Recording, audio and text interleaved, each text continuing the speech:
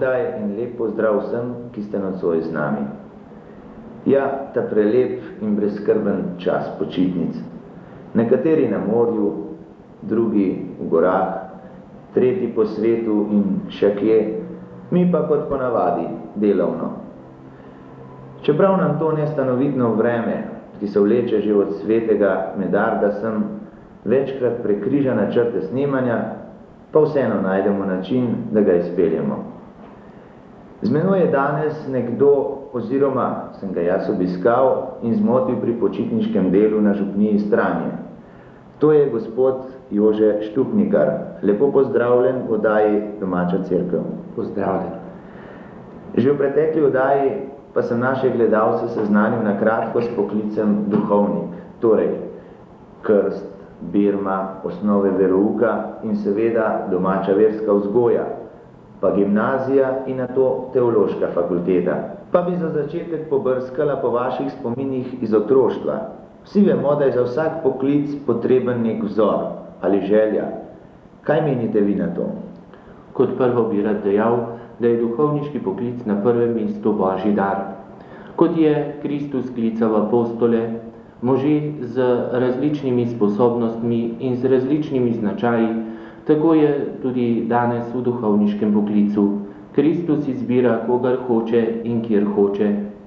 Gotovo pa so v življenju slehernega duhovnika nekako točke, po katerih se duhovnik nekako odloči, oziroma so zanj znamenje, da je na pravi poti. Ti točke so gotovo na prvem mestu domača cerkev, stik z domačim župnikom, z veroučnimi skupinami, pa tudi z drugimi duhovniki, ki jih mlad fant srečuje, predno stopi v semenišče. Ja, torej je pri vas imel največjo vlogo Božji dar ali je le bila še kakšna posebna? Veliko sem imel vedno v življenju stika z duhovniki in lahko rečem, da sem se ob njih brusil in oblikoval, razmišljal in se končno potem odločil in nekako v poznih letih bi lahko rekel stopil v semenišče. Prej sem namreč opravljal že drug poklic, bil sem v bolnici v službi in delal z bolniki, pa vendar sem potem pozneje začutil, da je moje mesto nekje drugje.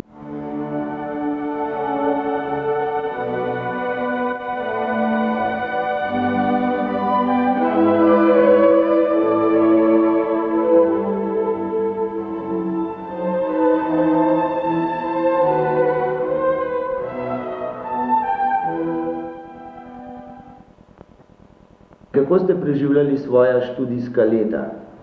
Na študijska leta imam najlepše spomine. Kljub temu, da sem bil nekoliko starejši, med nami ni bilo razlik, bilo je veliko veselja, bilo je pa tudi tistih nekaj težkih trenutkov, posebno v pripravi na izpite, kar je normalni del vsakega študenta in študentska leta so res najlepša leta v življenju tudi slehernega duhovnika. Pa vam je mogoče v času študija tja do nove maše kaj posebnega ostalo v spominu? No, posebno so mi ostalo v spominu tiste dogodki, ko smo bili s prijatelji recimo skupaj in uganjali tudi marsikatere mladoštniške nočije. To je bilo tisto preprosto veselje, ko smo nekje kot ljudje bili veseli, razigrani in ko smo nekje skušali pregnati tiste puščobe, ki so tudi v študentskem življenju. Kakšnega posebnega dogodka se ne spominjam posebej, vem pa, da se mi po teh letih še sedaj velikokrat, kot pravimo po slovensko, kolca. Kaj pa po vaši novi maši? So vas postavili na delovno mesto ali je bilo kaj drugače? No, po novi maši sem dobil od škofa dekret za župnijo Sveti Peter v Ljubljani. To je ena izmed osrednjih župnij, na kateri sem pač deloval kot pomočnik župnika, kot kaplan in tudi na to župnijo imam lepe spomine. Delo z mladimi, delo s starejšimi, delo z manjšimi skupinami, pa delo, ki je značilno pač za ljubljanske župnije, z vso problematiko, katero se duhovnik srečuje v pastoralnem delu v mestu Ljubljana samim. Vem pa, da študirate sedaj v Rimu. Kdo vas je v bistvu za ta študij ali navdušil, ali priporočil, ali ste se o tem odločil lahko sam? Torej, glede specializacije, kot temu pravimo, tudi v duhovniškem poklicu, duhovnik ne odloča ravno sam. Na prvem mestu je gotovo potreba celotne škofije. In ko škof vidi celotno problematiko in potrebe škofije, potem s svojimi sodelavci nekako predvidi kandidate, za katere je potrebno, da se, kot pravimo, specializirajo za to ali ono teološko področje, bodi si pastoralno, bodi si bolj dogmatično teološko. No, in jaz sem bil nekako izbran, pa tudi vprašan, da bi šel študirati pastoralno medicino.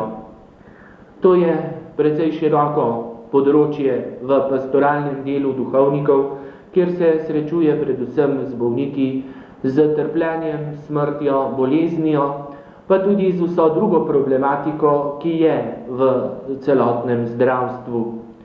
Moram reči, da je študij zanimiv, zelo širok in da je nekako zasnovan tako, da dobi tisti, ki to študira, nekako osnovno izhodišče in ga potem nekako v praksi še bolj poglobi, se še bolj specializira, kot pravimo, za določeno področje, ki mu ga poveri njegov škof. Torej, o tem študiju le odločajo cerkveni dostojanstveniki, ne vsak posameznik. Ja, cerkev je zaenkrat še hierarhična ustanova, to se pravi, da vedno odločajo o stvari predstojniki. Pa mislite, da je ta način pravi? Mislim, da je, kajti če ne bi bilo tako, potem cerkve kot take ne bi bilo oziroma ne bi mogla funkcionirati tako, kot funkcionira. In tudi, če ni organizacije, dobro vemo, da ponavadi stvari ne funkcionirajo. No, to pa lahko tudi dam zraven še en svoj mišljenje, da če bi na tak način država šolala svoj kader, zapravo ljudi, bi verjetno tudi država lahko bolj uspevala. Gotovo za vsako funkcioniranje kakršnekoli ustanove, tudi države, je potrebno načrtovanje in nekako usmerjanje v določene potrebe, ki se pokažejo oziroma ki so. No, zdaj smo spoznali smer vašega študija, pa bi lahko našim gledalcem na kratko opisali še ostale smeri, recimo v Rimu se videvate z določenimi študenti, ne? In kaj pa recimo v Rimu lahko še študiramo? No, Rim je res univerzitetno mesto sveta. Tako bi lahko rekli laično, kjer študirajo ostali študentje, kot tudi posebej teološko oziroma katoliško univerzitetno mesto, bi lahko rekli. Tam so mnoge papeške univerze in posamezni inštituti. Naj naštejem samo nekaj univerz. Recimo Velika Lateranska univerza, potem Urbanjana in Gregoriana, to so 3 največje univerze, ki so jih ustanovili posamezni papeži s tem namenom, da bi duhovniki poglabljali svoje znanje in se potem še posebej specializirali. Specializacija je tudi na našem teološkem področju, tako kot v ostali znanosti, vedno možna, in sicer magisterij ali licenca in potem doktorat. Področja so teološka ali bolj pastoralna, to se pravi, preprosto rečeno, z področja dogmatike z področja duhovne teologije, z področja moralne teologije, z področja pastoralne teologije in še bi lahko naštevali tudi pravo, ko nazadnje ne smemo pozabiti. Poleg univerz so še posamezni inštituti, ki so še posebej specializirani in ravno moj inštitut je inštitut, ki ga vodijo patri Kamiljanci in ki se imenuje Inštitut za pastoralno teologijo v zdravstvu. Poleg teh inštitutov so potem možne v Rimu še druge specializacije, ki jih organizirajo posamezne univerze, ki so kratkotrajne, recimo lahko bi rekli kakšni tečaji, kakšni simpoziji, par mesecev ali nekaj tednov. Skratka, v Rimu je res veliko možnosti, da človek poglobi svoje znanje in si pridobi nove poglede na teološkem področju. In koliko let že študirate v Rimu in če smem vprašati, kje je vaš bivalni dom? Jaz študiram sedaj oziroma sem zaključil drugo leto. Slovenski študentje smo zbrani v Sloveniku, v papeški ustanovi, ki jo imamo, hvala Bogu Slovenci, po veliki zaslugi duhovnikov, ki so po vojni prišli v Rim in so vse skozi čutili to potrebo, da bi tudi slovenski narod imel nekšno tako ustanovo, dom, kjer bi študentje potem lahko po posameznih univerzah pridobivali in poglabljali svoje znanje. Veliko zaslug za to ima prav sedanji ravnatelj, monsignor in prelat dr. Maksimilijan Jezernik, ki vodi ta dom in nas študente potem tudi praktično usmerja in nam pomaga posebej na začetku, ko človek pride v Rim in se ne znajde in ne ve, kako bi začel in kam bi se obrnil. No, ljudje po svetu pravijo, da vse poti vodijo v Rim. Seveda Rim je središče krščanstva. Sam sem že nekajkrat bil tam, pa bi se še vedno izgubil. Vam je Rim poznan in ali ste se že uspeli ogledati vse zanimivosti, ki jih Rim nudi svojim obiskovalcem? Težko bi rekel, da mi je Rim poznan. Težko bi tudi rekel, da že poznam vse posebnosti Rima, vse specialnosti Rima. V glavnem pa lahko rečem, da osnovno orientacijo v Rimu imam, prav tako poznam tiste osnovne, pomembne spomenike in cerkve, ki so v Rimu vredne ogleda in ki imajo svojo zgodovinsko, predvsem pa svojo krščansko vrednost. Pa bi vas ob koncu tega najinega pogovora zaprosil za kratek sprehod skozi to večno mesto. To bom z veseljem storil, že naprej pa bi rad povedal, da nisem nikakršen strokovnjak za kulturo mesta Rima in da bom povedal stvari, ki so predvsem pomembne za naše krščanstvo, za cerkev kot tako. In naj dodam, da tudi Kamničani nismo nekje takega visokega nivoja, da teh zadev oziroma stvari ne bi razumeli. Pa pojdimo skupaj na to pot po Rimu.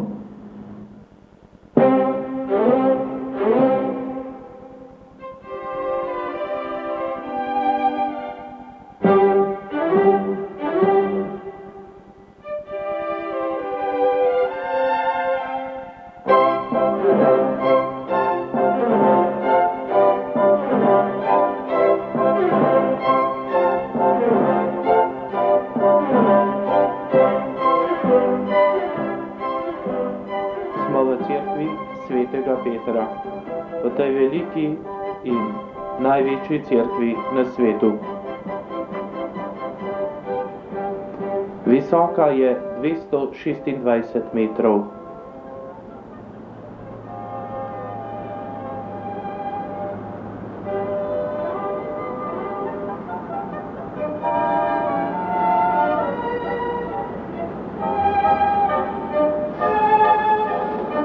Veliko ljudi se čudi, kako čudovito je zgrajena.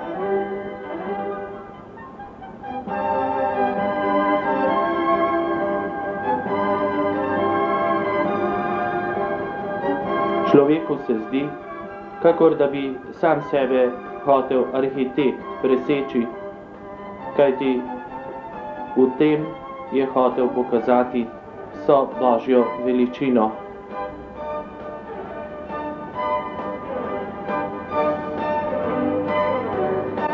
Pogled v mogočno kupolo, ki se bohoti nad portalom, nad glavnim oltarjem.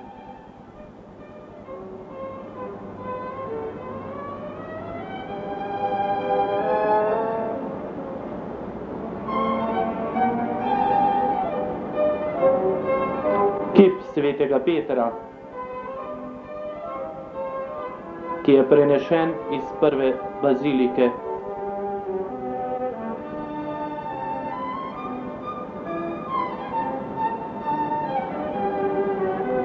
Človek mora cerkev svetega Petra tudi doživeti. To pomeni, da se mora ustaviti, gledati, občudovati. In predvsem za vernega kristjana je to nekaj velikega, kajti na poseben način doživlja Boga ob vznožju groba svetega Petra, prvaka apostolov.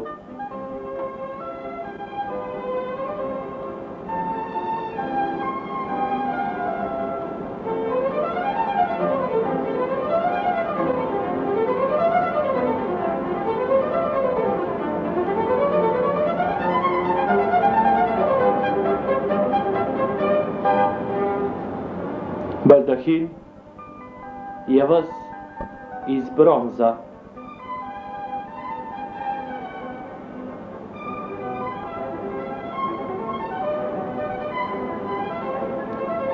Grob svetega Petra pod njo.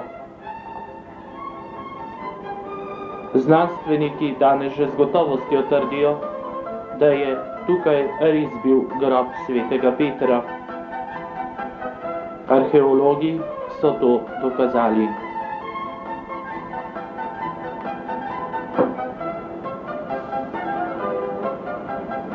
Berninijev oltar, ki se imenuje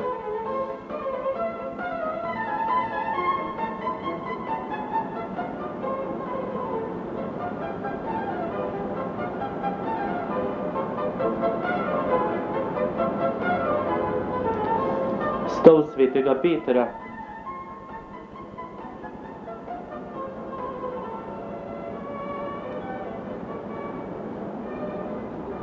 In mnoge druge umetnine, ki jih najdemo v celotni cerkvi, so znamenje, da je človek res hotel poveličevati Boga.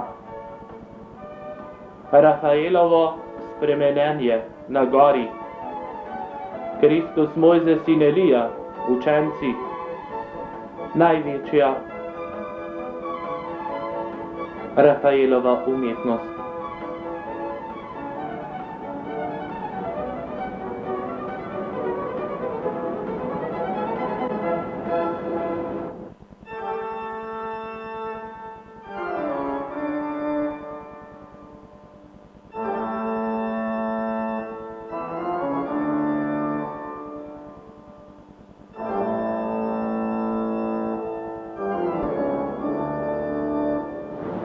Takoj ob vhodu v baziliko na desni strani najdete Michelangelovo Pietà, največja umetnina tega velikega moža Italije.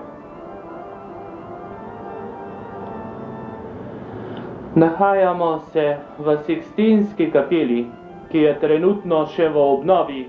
Zadnja oltarna stena še ni renovirana.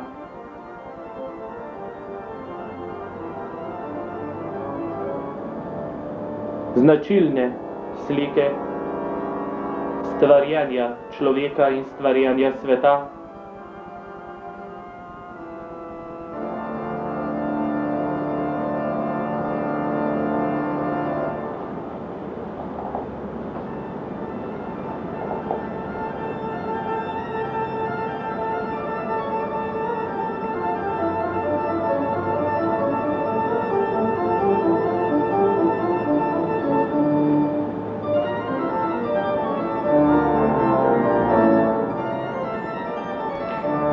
Michelangelo je hotel s Golgoto poudariti to veliko lepoto človeka, kajti Bog je ustvaril človeka po svoji podobi in ustvaril je velikega, lepega.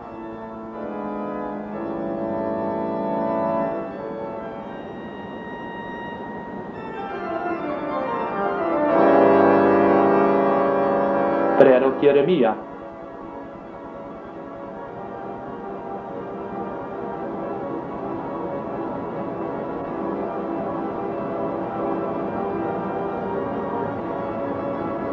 Nahajamo se ob Mojzesovem kipu v cerkvi Petra v Bezeh.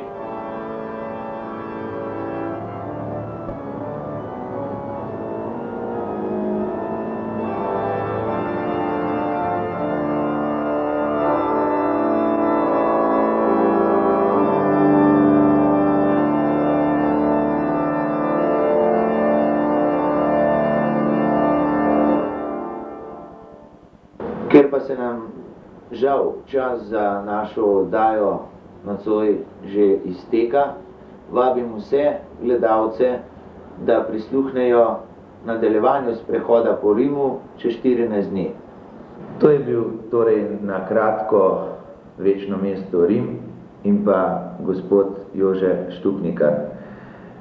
Najlepša hvala za ta pogovor in prošnja že za naprej, da bi nas v primeru, da priromamo Kamničani v Rim, popeljal po poteh, ki jih poznate. Če bo to možno, z veseljem. Hvala že vnaprej. Zdaj pa bi vas še prosil, če mi pomagate pri žrebanju knjižne nagrade, zakaj v prejšnji oddaji sem našim gledalcem zastavil vprašanje, ki se je nanašalo na Janeza Krstnika in Jezusa. Glasilo pa se je, koliko mlajši je bil Jezus od svojega bratranca Janeza Krstnika.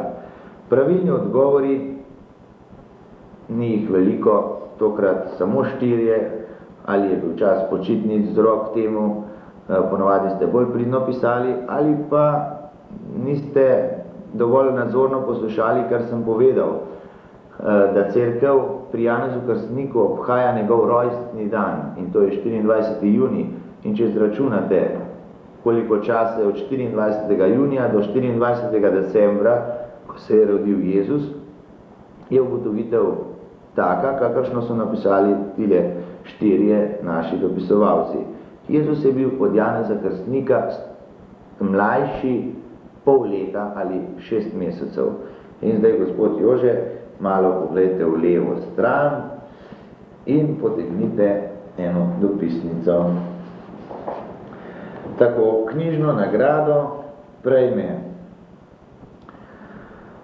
Marija in Marjan Kristan, Groharjeva 18, Duplica, Pošta, Kamnik. Čestitamo. In pri koncu smo. Ne bomo ga zavlačevali, ampak bomo rekli prav vsem lep pozdrav in naj bo Božja pomoč vedno z vami.